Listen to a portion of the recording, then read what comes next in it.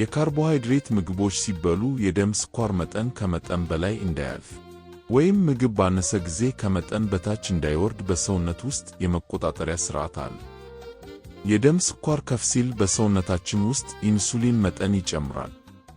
ኢንሱሊን የደም ስኳር ወደ የተለያዩ የሰውነት በተለይም በጡንቻ ሕዋሳት ውስጥ እንዲገባ ስለሚያደርግ በደም ውስጥ ያለው የስኳር መጠን እንደ በፊቱ ይስተካከላል።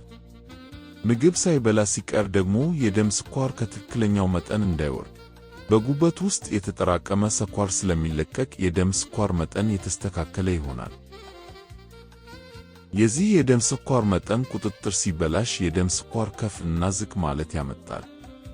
የዚህ ከፍ እና ዝቅ ማለት አንደኛው ጠንቅ የሰውነት ሕዋሳት ኢንሱሊንን እንዳይታዘዙት ማድረግ ነው።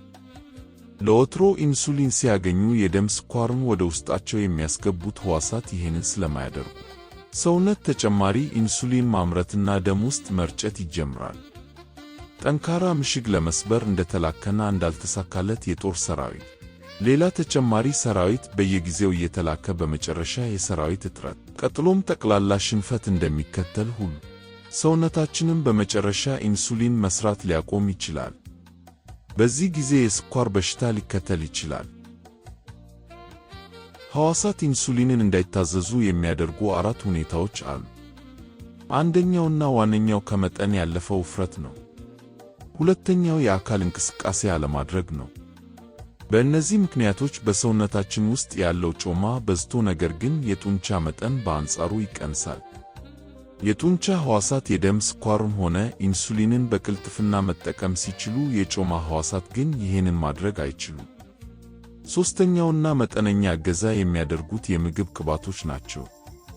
ለምሳሌ ትራንስ ቅባቶች በምግብ ውስጥ በዝተው ፖሊአንሳቹሬትድ ዘይቶች በሚያንሱበት ጊዜ የሕዋሳት ኢንሱሊን አለመታዘዝ ሊከተል ይችላል። አራተኛው የዘር ጉዳይ ነው። የዚህ ችግር አልፎ አልፎ በዘር ውስጥ በመተላለፍ አንዳንድ ቤተሰቦች ውስጥ በዛ ብሎ ሊታይ ይችላል።